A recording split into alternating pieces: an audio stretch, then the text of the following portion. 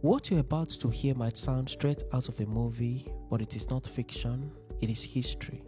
Raw, real, and rarely taught in our schools. The kind of story that is slowly being erased by time. Brace yourself, because nothing can truly prepare you for the story of King Jaja of Opobo. Imagine a young boy born into slavery who rose to become one of West Africa's richest and most powerful kings. No smartphones during his time, no electricity, no social media, just the strength of character, strategy, and a bold refusal to bow to British power. Let's journey back to the 1800s when trade was war, diplomacy was dangerous, and freedom was never given, it was taken. This is the untold story of the king they could not buy, but had to betray. The story of a man who had smarted an empire with a twist. Before power and fame, who was he? Born in Umonduro Hama Ibo in present-day Imo State in southeastern Nigeria in about 1821, his birth name is unknown. So also are the names of his true parents, though he repeatedly mentioned to the people around him that his father's name was Ozurumba. The 1800s saw Igbo land and many parts of present-day South in chaos due to European incursions for slave trade, leading to black slave raiders capturing and selling fellow humans for firearms, tobacco, salt, trinkets, bullets, and other mundane items. As a young boy growing up in his native land, Jaja was kidnapped by Arrow slave traders and taken to Bonny Island in present-day River State, where he was sold to slave merchants. It was here in Bonny Island that he was given the name Jubo Juboga by his first slave master. By the early 1800s, slave trade was nearing abolition. Simultaneously, the British demanded a new product, namely palm oil. This product, however, could only be sourced in greater quantities from the hinterlands, which the European traders could not explore independently due to security concerns in the Niger Delta, lack of local networks, and mosquito bites, and the dreaded scourge of malaria, which had killed many European traders at the time. The 1807 abolition of slave trade was thus supplanted by palm oil trade, so vibrant that the region became known as the Oil Rivers area. Jubo was later given as a gift to Chief Alali, leader of Opobo House, a powerful Bonny trading house. Bonny's political class was divided into houses. Jubo's hard work, negotiating skills, and ability to speak Igbo propelled his rise within the house. He became a war canoe captain and then ran his own mini operation within an Opobo house. He led a fleet of canoes sourcing palm oil for British traders, earning the trade name Jaja due to the European traders' difficulty in pronouncing his name. He shared his profit with his chief and master and earned significant income from the dash, a customary tip from European merchants to local traders. Dash is from the Portuguese word das, which means you give. This is the origin of the Nigerian slang dash, which represents an unconditional gift. This word is still widely used in Nigeria till today. Jaja soon impressed Chief Alali that the old chief began bringing him to pre-trading session negotiations between the chiefs, kings, and the British. Jaja quietly observed, noting the complex power dynamics. By the 1850s, Jaja was one of Bonny's most powerful men. Though not born into royalty, he commanded trading fleets, negotiated with Europeans, and amassed wealth from the lucrative palm oil trade. Jaja led the Opobo House, one of Bonny's two ruling factions. But power brought problems. Rivalry with the Manila Opobo House was fierce and often violent, with British merchants constantly seeking to tip the balance in their favor. The city was in constant tension, and Jaja soon found himself in a long, bloody power struggle. Jaja had had enough. In 1869, after an intense dispute over trade rights and political leadership, he made the ultimate power play. He left Bonny's chaos with his own supporters, fleet, and vision, traveling eastward to found a new city-state, namely Opobo, in present-day Rivers and Akwa Ibom states of Nigeria. He named Opobo after an Abani ancestor. This was more than relocation. It was a full rebellion against the old order. Opobo was built on commerce, independence, and strategy. Before he could truly rule, Jaja had to build, negotiating with nature, rival traders, and looming imperial ambitions. He was ready, having survived and outwitted slavery. Now he would outmaneuver an empire. Geographically, his choice was genius. Jaja established Opobo on the Imo River, farther inland than European coastal posts. This provided a natural buffer against foreign interference and greater control over palm oil routes from the interior. It worked for him.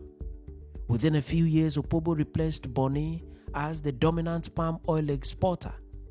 Jaja's kingdom controlled nearly 14 of the then 18 major palm oil markets in the Eastern Delta. This was unprecedented. But Jaja wasn't just flexing muscle. He was playing chess with colonial powers. While most African chiefs allowed European traders direct access to local producers, Jaja banned them. If anyone wanted oil from the hinterlands, they went through him. There was no exception whatsoever. This made Jaja king and middleman of the entire oil economy. The British did not like this, but they had no option at the time.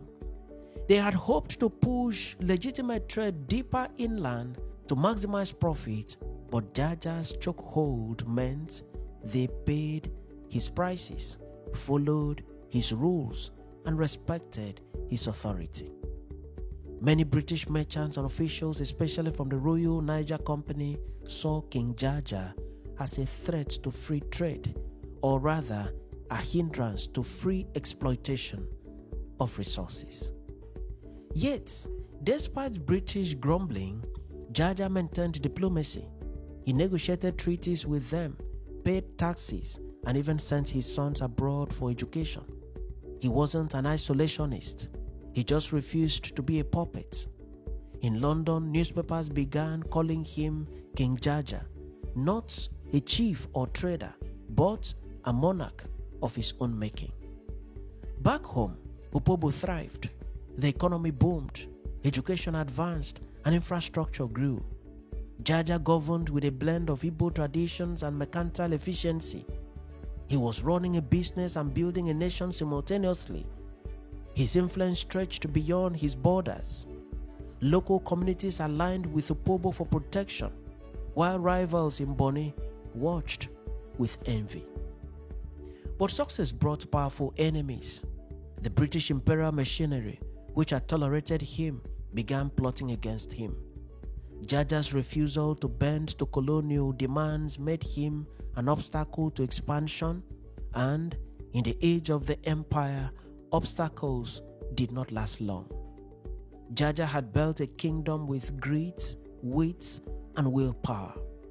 Now he faced a storm no market strategy or river defense could stop.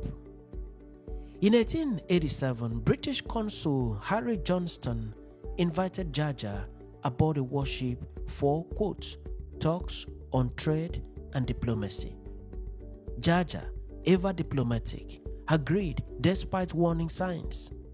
But once on board the warship, the meeting darkened. Johnston accused Jaja of obstructing trade and declared him under arrest. Jaja was forcibly exiled, first to the Gold Coast, present-day Ghana, and then to the Caribbean island of St. Vincent.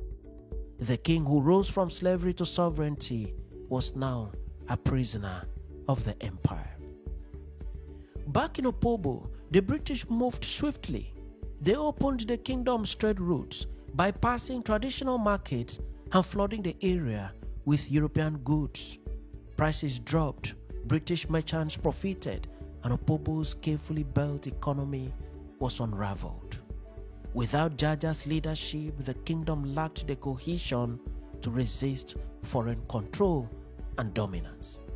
News of Jaja's exile sparked outrage across West Africa. He hadn't been defeated in battle or overthrown.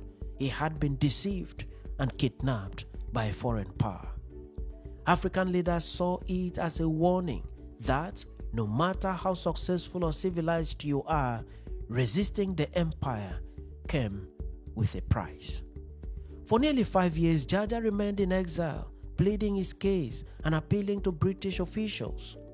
Eventually, public pressure from both Africans and sympathetic voices in Britain forced the government to agree to his return in 1891.